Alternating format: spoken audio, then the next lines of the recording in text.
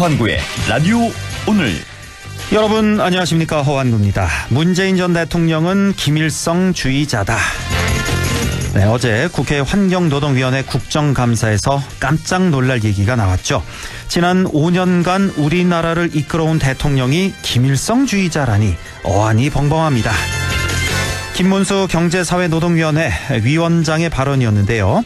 김문수 위원장은 결국 국정감사장에서 퇴장당했습니다. 김 위원장은 과거에도 문재인 전 대통령을 겨냥해서 총살감이라고 하고 더불어민주당을 향해서 대한민국 정통성을 부정하는 종북 김일성주의자들이라고 했습니다. 어제 정의당 이은주 의원은 쌍용차 노조는 자살특공대다. 노조는 머리부터 세탁해야 한다. 화물연대가 북한에서 하는 것과 똑같은 막말을 이어왔다며 김 위원장을 지적했습니다. 전 대통령을 김일성주의자라고 말하고 국정감사장에서 퇴장당한 김문수 경사노위 위원장.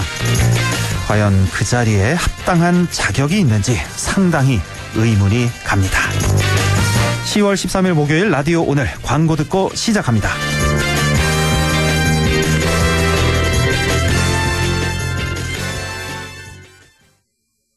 기름값도 금리도 올라. 내 월급 빼고 다 올라. 걱정 마. 렉스턴이 다 내려준대. 10월 렉스턴 또는 렉스턴 스포츠 구매 시 매주 10톤씩 유류비 지원으로 기름값 걱정 다운. 초절이 1.9%로 금리 걱정 다운. 그리고 출고 대기 시간도 다운. 지금 바로 당신의 렉스턴을 픽업하세요. 상용자동차 전시장에서. 네, 라디오 오늘 목요일 순서 시작합니다. 일부 과거의 정치사에서부터 현재 정치 현안까지 지역의 눈으로 바라보는 천용길의 정치 TMI 뉴스빈 천용길 편집장과 함께하겠고요. 2부 이슈 오늘에서는 반려동물 이동장례가 문경에서 처음으로 운영에 들어갔죠. 잠시 후 문경세제 반려동물 힐링센터에 이주연 대표를 연결해서 자세한 얘기 들어보겠습니다. 이어서 안동 MBC 창사 52주년 특집 라디오 드라마 조내원 낙강의 뜬 달 24화를 들으시겠습니다. 자, 라디오 오늘 생방송 놓치신 분들은 유튜브로도 다시 들으실 수 있습니다. 많은 애청 바랍니다.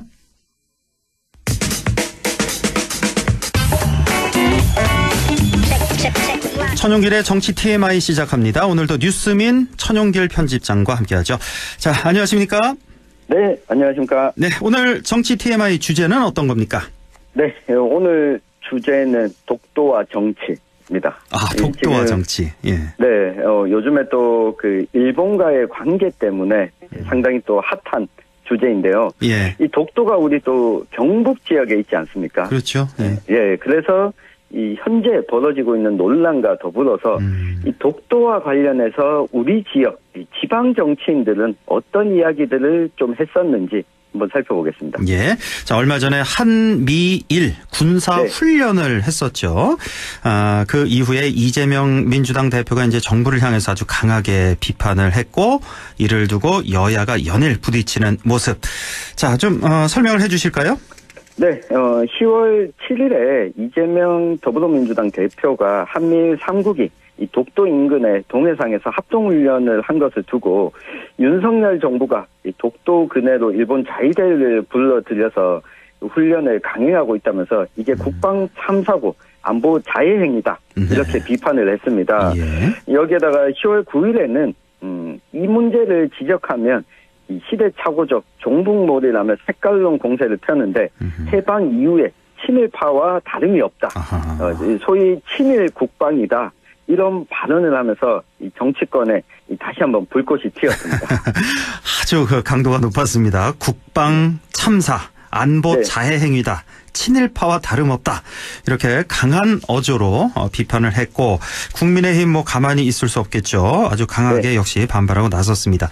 아, 노무현 김대중 정부 시절에도 독도 상공에서 합동훈련 한 적이 있다. 이렇게 반박을 네. 했어요. 자, 이 사실관계 좀 설명해 주시죠.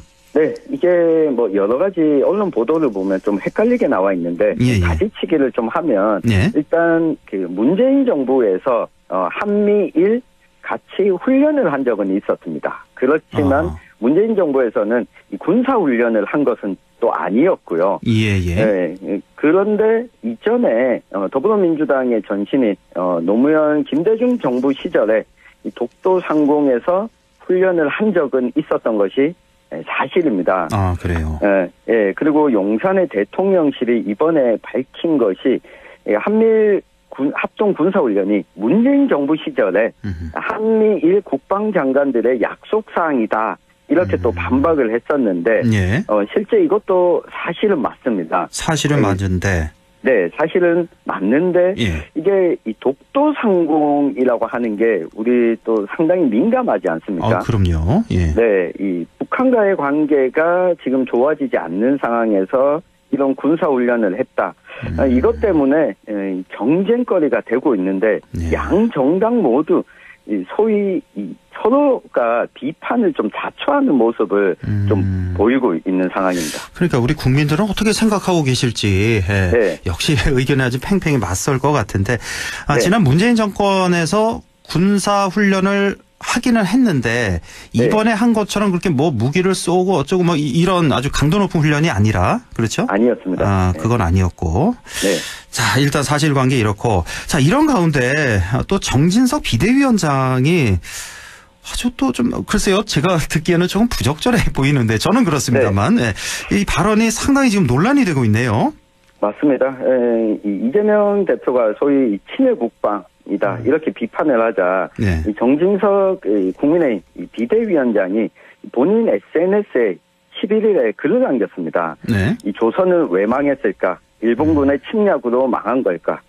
조선은 안에서 썩어 문드러졌고 그래서 망했다. 일본은 조선 왕조와 전쟁을 한 적이 없다. 이런 글을 올리면서 논란이 일었는데 예. 지금 역사학계에서도 좀 비판을 하고 있습니다. 이재명 대표의 이 친일 국방이다 발언은 좀 지나친 것이다라고 보는 쪽에서도 이 정진석 비대위원장이 이런 발언은 이 식민지 침략을 했던 국가, 가해 국가를 좀 정당화하는 모양새다. 네, 이렇게 비판을 하고 있거든요. 한 가지만 좀 말씀을 드리면 이 조선 왕조가 후 구한 말에 상당히 혼란스러웠던 것은 사실입니다. 그런데 네. 그렇다고 해서 나라가 망하는 것이 곧바로 이어지는 것은 아니거든요. 그럼요. 당연하죠. 네. 일본의 침략이 없었더라면 조선이 그러니까 대한제국이 멸망하지는 않았을 것이고 네. 그리고 또 한 가지가 전쟁을 한 적이 없다라고 이야기하는데 구한말 시기에 특히 우리 안동 지역과 북부 지역에서는 잘 알지 않습니까? 의병 운동이 그럼요. 네 한창 일어났었는데 이런 것들 모두를 좀 생략한 행위다라고 좀 비판을 받았습니다. 예, 마침 오늘 오전에 이 정진석 비대위원장이 대구 국민의힘 대구시당에서 이 간담회를 가졌는데 제가 또 질문을 했습니다. 어떤 질문했어요? 네, 이렇게 식민사관 논란이 일고 있는 데 대해서 좀 어떻게 생각하시냐. 직접 물어봤군요. 이 문제를. 네, 물어봤습니다. 근데 뭐 정진석 비대위원장은 이게 식민사관이 어떻게 될 수 있냐. 더 이상 언급할 가치가 없다. 민주당의 이 정쟁 수단이다. 이렇게 선을 그었는데 이 부분은 앞으로도 두고두고 이 국민의힘 내부뿐만 아니라 지금 유승민 전 의원도 비판을 한 바가 있었잖아요. 네, 국민들로부터 별로 좋은 이 평가는 받지 못하지 않을까 싶습니다. 한 번 좀 더 되물어 묻지 그러셨어요. 그러니까 뭐 조선 왕조가 뭐 무능하고 무지했다, 뭐 안에서 썩어 문드러졌다, 일본과 전쟁을 한 적이 없다 이런 발언을 했는데 여기에 대해서도 좀 더 한번 좀 여쭤보지 그러셨어요. 네, 시간이 짧아서 차마 다 여쭤보지 못했어요. 뭐 올해는 못했죠 기자 간담회를? 네, 한 20분 정도 진행을 했습니다. 그러니까 이 발언이 뭐 누가 봐도 이거는 좀 부적절한 발언 아닐까요? 여기 그렇습니다. 동의하는 국민이 뭐 얼마나 될까 싶은데요, 저는. 이재명 당대표가 좀 강하게 발언했다고 해서 또 이렇게 대응하는 것이 특히 집권 여당에 지금 현재는 당대표 역할을 맡고 있지 않습니까? 공개적으로 이런 발언을 한 부분 만약에 실수가 있었다면 이 부분은 좀 깔끔하게 좀 그렇죠. 부족했다 예. 하고 넘어갔으면 어땠을까 하는 생각이 듭니다. 뭐 계속해서 식민사관이라는 말이 네. 나오고 있던데 너무 가해자 입장, 그러니까 뭐 일본의 입장에서 우리 역사를 본 것이 아닌가. 자, 이렇게 좀 아쉽다는 그런 생각이 좀 듭니다. 자, 그나저나 우리 지역 경상북도는 또 독도를 네. 관할하고 있는 행정기관이니까 우리 네. 경상북도에 어떤 뭐 입장이 있나요?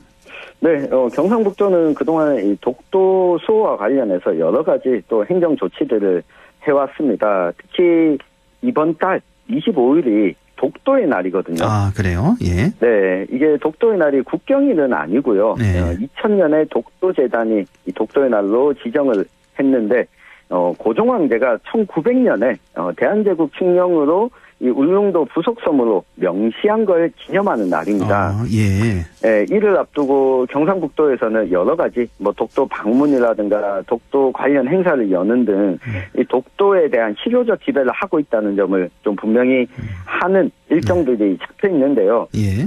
때마침 어제였습니다. 경상북도 의회가 이 독도 영유권 도발에 대응하기 위해서 독도수호 특별위원회도 구성을 했습니다. 그래요. 예. 이걸 보면 이 국민의힘이 절대 다수를 차지하고 있는 이 경상북도지만 이 독도에 대해서는 어느 정당 가릴 것 없이 사실 우리 땅임을 그럼요. 누구나 명시하고 있고 이 예. 행정기관도 적극적으로 좀 나서고 있음을 알 수 있습니다. 예.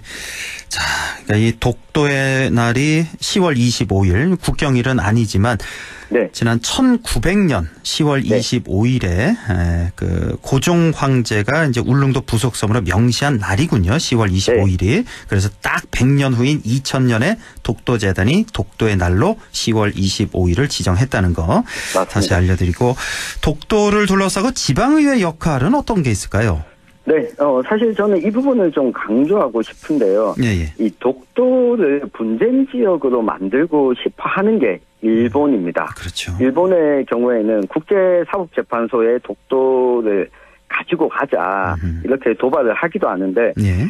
사실 실효적으로 지배를 하고 있다. 우리 경찰권이 또 미치는 지역이지 않습니까? 예. 행정구역으로도 두고 있고 그렇기 때문에 외교적 국가적 분쟁이 될 수 있는 이 독도를 두고 서로 싸움을 하는 것보다는 독도를 담당하는 행정기관에서 예. 독도에 대한 지배력을 높이는 게 어찌 보면 더 효율적인 이 대응 방안이거든요. 예. 네, 그런 측면에서 보면 경상북도와 이 경북도의원이 적극 나서서 독도에 대한 실효적 지배를 현실적으로 보여주는 것, 이것이 우리 지방 정치인의 역할이 아닐까 싶고요. 예. 다만 좀 경계해야 될 것은 지나치게 이게 국수주의적으로 흐르면 더 불리해지기도 합니다. 아, 그래요? 네, 제가 지난 경상북도 의회의 의원들의 발언을 좀 살펴보니까 네. 2019년에는 김준열 당시의 도의원이 일본이 독도가 자기네 땅이라고 주장을 하면 우리도 대마도를 적극적으로 반환해야 된다. 대마도도 우리 땅이다. 예. 이렇게 자유 발언을 통해서 주장을 했는데 예. 이게 울릉도 독도박물관에 있는 지도에도 대마도를 포함하자. 이런 이야기까지 나왔었거든요. 네. 이 대마도 반환 주장을 해서 일본의 독도 침략 야욕을 꺾자, 공세적으로 나서자는 이야기인데 이게 오히려 독도를 분쟁 지역화 시킬 수도 있습니다. 아, 그렇군요. 왜냐하면 일본이 대마도 스시마 섬을 사실상 실효적으로 지배하고 있지 않습니까? 예. 그런데 실효적 지배하고 있는 땅을 우리 땅이기 때문에 반환해라 라고 요구하게 되면 거꾸로 일본도 독도에 대해서 똑같은 주장을 계속해서 하는 것을 정당화하는 모양새가 되거든요. 아, 그렇죠. 이 부분은 우리 지방 정치인들도 좀 조심하면서 적절하게 대응을 하는 것이 좀 필요하지 않을까 그렇네요. 싶습니다. 정말 우리 뭐 국가 차원보다는 지자체 차원에서 대응하는 게 바람직하겠다는 네. 말씀이시고 너무 지나치게 오버하지 말자. 국수주의적으로 너무 네. 치닫지는 말자는 말씀이시네요. 그러니까 아까 그 이재명 대표에 대해서 정진석 의원이 너무 지나치게 과잉 대응했던 그렇습니다. 그거랑 좀 비슷하다고 볼 수가 있겠네요. 예. 네. 자, 한일 관계는 뭐 언제나 이렇게 어려운 것 같은데 여전히 해소되지 못한 역사 문제 또 경제 문제까지 이렇게 얽혀 있어요. 네. 과거 정치인들 중에 혹시 참고할 만한 그런 관점이 있을까요? 네. 아마 우리 일본 문화가 개방된 것이 90년대 후반이었습니다. 네. 기억하시는 분들도 있을 텐데 1998년 10월 8일에 김대중 대통령이 당시 오부치 총리와 만나서 미래를 위한 선언을 합니다. 네. 네, 이때 나왔던 이야기가 상호 이해와 신뢰를 바탕으로 양국 간의 관계를 우호적으로 발전시켜 나가자.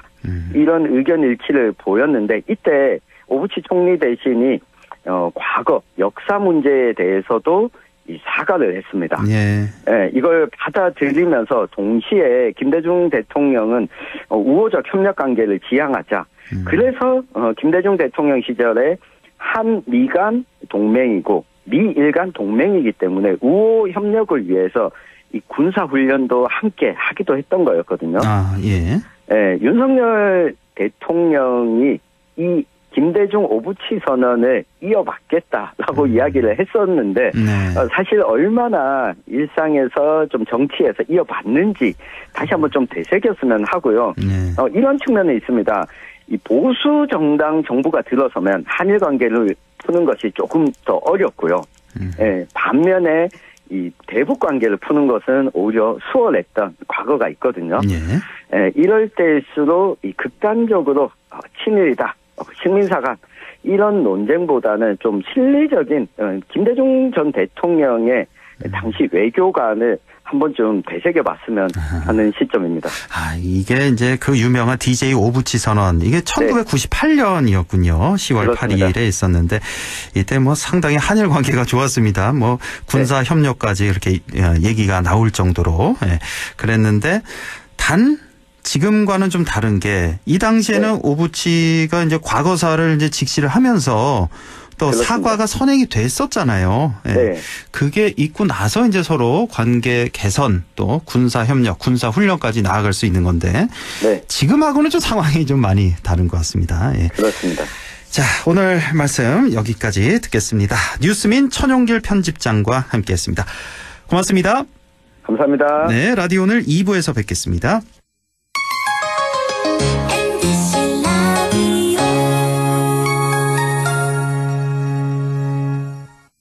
가구 살 땐 꼭 한번 가보자. 안동 명품 가구 백화점. 흑표 흑침대, 양성국 갤러리, 금성침대, 한국가죽소파, 장수돌침대. 다양한 브랜드 가구를 한 곳에서 쇼핑할 수 있는 대형 가구 전시장. 안동 명품 가구백화점. 예, 며느라. 밥 했어? 설거지 했어? 쓰레기 버렸어? 청소했어? 빨래했어? 개밥 줬어? 아들 낳았어? 딸 낳았어?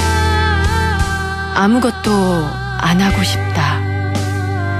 이미 아무것도 안 하고 있지만 더 격렬하게 아무것도 안 하고 싶다.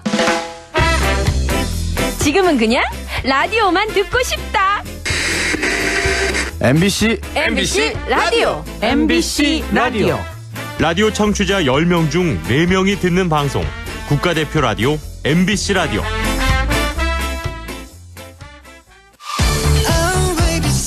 당신은 무슨 세대인가요? 트로트를 좋아하는 10대 김유나 양은 X세대? 랩을 좋아하는 60대 조영구 할아버지는 MZ세대?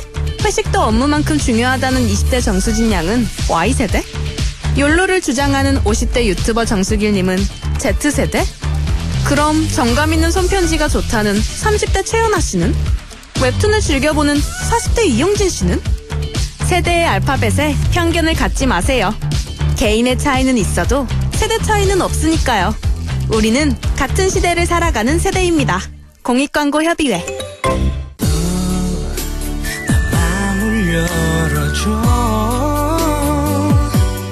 다가가 나 속삭이도록 언제나 내 생각으로 행복해야 해요. MBC. 106.1 MBC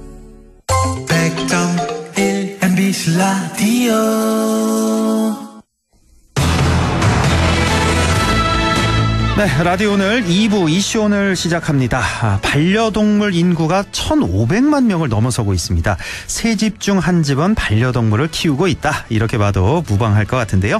반려동물이 늘어나면서 반려동물과의 이별도 아주 중요한 문제가 되고 있죠.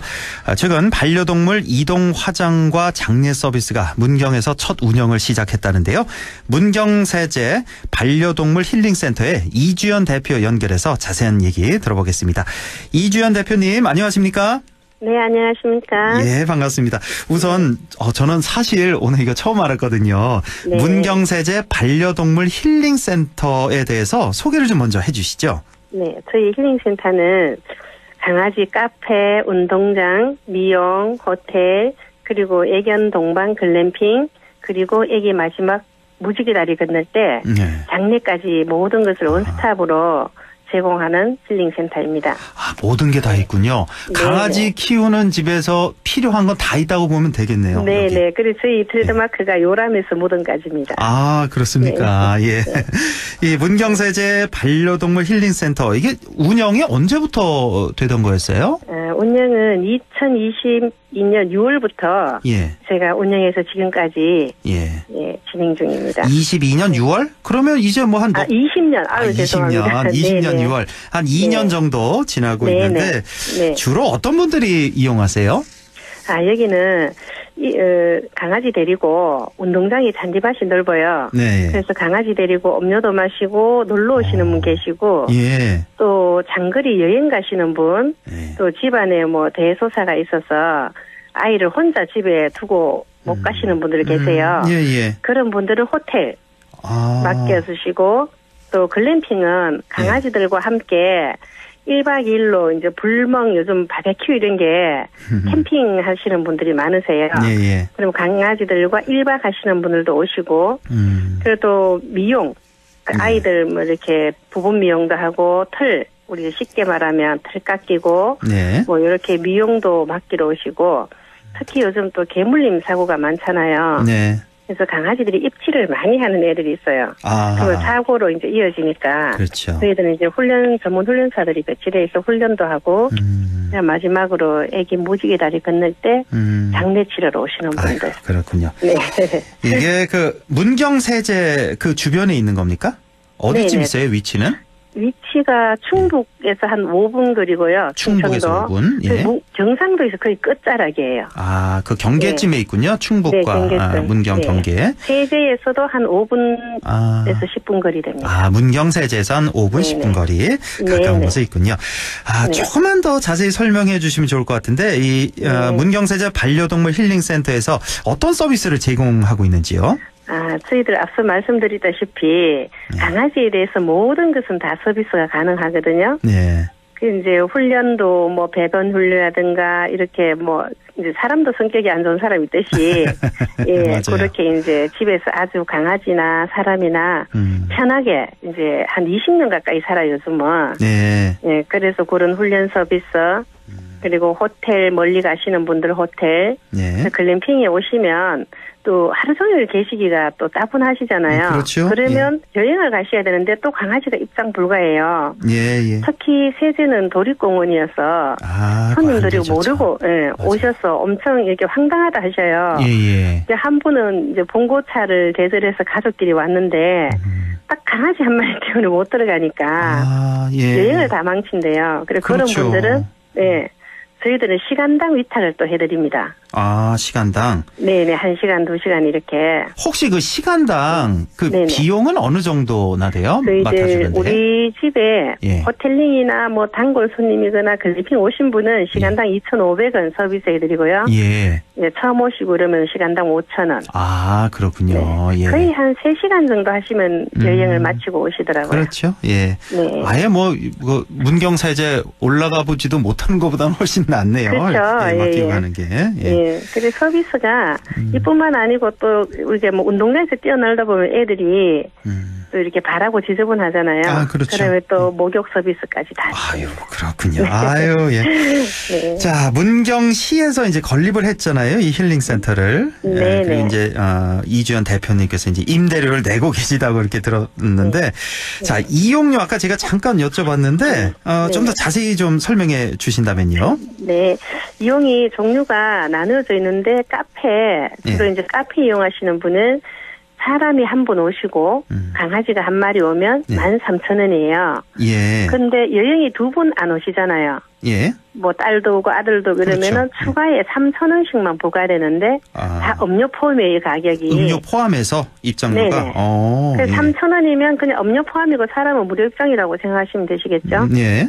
네. 그리고 미용은 이게 대형견도 있고 소형견도 있고 또 뭐 다 다르기 때문에 한 평균 3만 원에서 10만 원 정도까지 예. 네, 이렇게 서비스가 되고요. 예. 글램핑은 4인 가족 그리고 반려견 한 마리 네. 이렇게 하면 평일은 10만 원, 주말은 15만 원. 네. 그리고 훈련은 이게 너무 다양해서 가격이 그렇죠. 뭐 기본 석 달 하는 사람 있고 6개월 하는 사람 있고 그래서 가격을 측정하기가 참 힘든 부분이고요. 네. 이제 제일 중요한 거는 이제 장례인데 장례가 생각 외로 이렇게 좀 많이 비싸요. 그래서 포기하시는 분도 많은데 저희들은 기본 수위 목함까지 해서 15만 원 해드립니다. 아, 그래. 이 정도면 그렇게 비싼 가격은 아닌 것 같은데요. 아니죠. 그렇죠. 예. 그러니까 문경세제 반려동물 힐링센터. 인터넷에 치면 이렇게 자세한 내용이 다 나와 있겠네요. 네네. 다 그렇죠? 나와 있습니다. 분야별로. 알겠습니다. 자, 지금 뭐 장례 서비스 운영하신다고 말씀하셨는데 혹시 그 이동 장례 서비스도 하신다고 들었거든요. 네. 이건 어떤 건가요? 이게 손님들이 굉장히 지금 좀 의아해하시고 저희들한테 문의가 굉장히 많이 오는데 지금까지는 이게 불법으로 성행하고 있었습니다. 이게. 그래요? 네, 뭐 환경이나 이런 데 문제가 아주 심각했는데 이제 국내 최초로 실정 특례 규제 샌드박스 사업으로 저희들이 이제 시범적으로 해보는 사업입니다. 이게. 이제 차량 안에서 반려견을 추모하고 추모 염습 일반 사람 조금 생소한다 하는데 이게 차 안에서 아기가 이제 입을 하면 바로 화상이 안 들어갑니다. 사람하고 똑같이 그 이제 염이라 그러죠. 아, 이렇게 다 네네, 닦아내는. 네네, 다 해주고 또 아기를 영상을 틀어놓고 그 동안에 좋았던 기억, 슬펐던 기억 추모하는 또 시간을 드려요, 차에서. 네, 이제 그게 끝나면 저희가 화장차로 또 그러니까 모든 것이 차에서 진행이 되는 그런 시스템이라고 보시면 되고요. 첫째 좋은 거는 이 몸이 좀 불편하시거나 또 연세가 많으신 분, 또 뭐 갑자기 출장 가시는 뭐 강아지가 내 오늘 죽어요 하고 안 죽잖아요. 그런 분들은 저희들이 직접 찾아가서 그런 시스템. 그런 것도 다 하고. 자, 반려동물 장례식을 치러주는 경우가 예전에 비해서 뭐 많이 늘어났다고 제가 들었는데, 하지만 반려동물 장례식장이 지금 많이 부족한 게 현실이라면서요? 네, 왜 그러냐면 전국에 60여 곳 정도가 있거든요. 근데 그나마 수도권에 또 좀 집중이 되어 있어요. 근데 반려인이 뭐 수도권만 사는 게 아니기 때문에 소도시라든가 이런 데는 많은 접근성이 떨어지기 때문에 지금 현실이 그런 현실입니다. 이제 우리 저기 이제 문경 세제 인근에 이렇게 힐링 센터가 있군요. 혹시 그 대표님 그 멀리서 오는 이 장례 서비스 이용하려고 멀리서 오는 분 중에 어디서 온 분들이 제일 멀었어요? 지금 저한테는 저 서울 쪽에 오시는 분 서울에서도 와요? 여기까지. 네네. 왜냐하면 이제 이동이 불편하신 분, 이런 분들 요청을 합니다. 그리고 24시간 저희들이 대기를 하고 있기 때문에. 그래요. 자, 반려동물이 이제 사망했을 때 이동 장례 서비스 어떻게 요청을 하고 또 이후에 절차는 어떻게 됩니까? 대부분 강아지가 이별을 하면 되게 당황을 하세요. 근데 이제 저희들이 24시간 대기를 하기 때문에 일단 저희들이 전화를 받으면 첫째 이제 보호자님을 조금 안정을 시켜드리고 그리고 저희와 이제 시간하고 장소를 조율을 합니다. 뭐 대구라든가 예를 들어서 가는 시간 이렇게 해서 이제 저희 추모차가 반려 지도사와 함께 출동을 합니다. 예. 그러면 반려인이 그 원하는 장소, 예를 들어서 뭐 바로 옆에 아파트라든가 이러면 조금 이렇게 이제 싫어하시는 비반려인들도 계시잖아요. 그렇죠. 그래서 약간 조용한 장소로 옮겨서 보호자님과 차 안에서 강아지 추모 염습을 다 진행하고 저희들이 네, 사체를 받아서 화장 장소 이동해서 화장을 하고 또 하고 나면 요즘 이제 강아지 뼈를 분골해서 예. 그 이제 뭐 메모럴 스톤이라 그래가지고 이제 보석을 만드시는 분도 계시고 아니면 곱게 분골을 해서 이제 자기가 원하는 장소에 뿌려주든지 이런 일을 하시기 때문에 분골해서 다시 저희들이 또 보호자님한테 전달해 드립니다. 근데 그 과정은 모두 영상으로 이제 진행을 해서 또 이제 보호자님한테 전해드리고 또 펜노스케어라고 굉장히 보호자님들 아이를 보내고 나면 힘들어하세요. 그렇죠. 예, 그러면 저희들이 주기적 전화해서 보호자님 또 위로도 해드리고. 네, 그런. 네, 아유, 지금, 예, 이 방송 들으시면서, 좀 더 알아보고 싶다 하시는 분들 많이 계실 텐데, 아까 그 인터넷 쳐서 문경세제 반려동물 힐링센터 치셔도 되고, 혹시 그 전화번호 하나 좀 말씀해 주시죠? 안내 전화번호. 예. 1577. 예. 3620. 예. 1577-3620 전화하시면, 예. 24시간 언제든지 전화를 받는다고요. 예. 네. 자, 이제 마지막 질문 드려야겠는데, 반려동물 키우는 가정 점점 늘고 있고, 자연히 반려동물과의 이별 또한 이렇게 중요한 문제가 되고 있습니다. 반려동물과의 이별, 어떻게 하면 아름다운 이별이 될 수 있는지 많은 분들 고민하고 계실 텐데, 끝으로 좀 덧붙이고 싶은 말씀 있으면 좀 전해주시죠. 제가 정말 말씀드리고 싶은 건 아무리 장례식장이 접근성이 멀고 또 비용이 좀 문제가 돼서 사람들이 쓰레기 봉투에 이렇게 불법으로 네, 쓰레기 봉투에 버리시는 거는 지금 불법이 아니에요. 쓰레기 봉투에 버리는 건 불법이 아니에요? 그것도 지금 저희들이 많은 이제 앞장서서 이거를 좀 개선하고 싶은 마음 간절한데 그래서 쓰레기 봉투에 버려셔요. 근데 야산에 불법으로 이거는 불법이에요. 야산에 그냥 매립하는 야산에 매립을 해요. 그리고 강 주변에 있는 사람은 투기를 해요. 강에다가.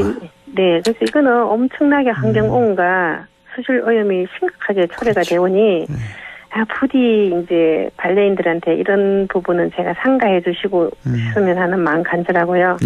정말 강아지가 주는 사람들한테 좋은 감정이 추억이 너무 좋아요. 그래서 마지막까지 좀 비용을 떠나서 정성스러운 마음으로 아이를 잘 이별해주면 이게 아름다운 이별이라 저는 생각합니다. 알겠습니다. 오늘 좋은 말씀 잘 들었습니다. 지금까지 문경세제 반려동물 힐링센터의 이주연 대표와 함께했습니다. 대표님 고맙습니다. 네, 감사합니다.